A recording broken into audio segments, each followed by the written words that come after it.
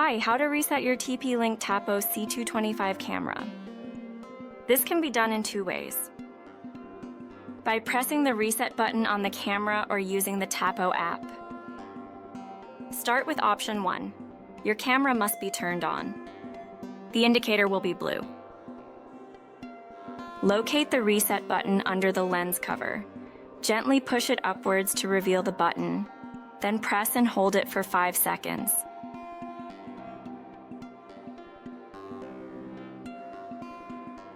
Once done, release the button and allow the camera to reboot automatically. The camera will start to rotate and the indicator will start flashing, showing the settings reset is complete. For the second option, navigate to the Tapo app. Choose your camera. Access the settings in the right up corner, scroll down to find the Remove Camera option, and follow the on-screen instructions to reset the camera. Remove.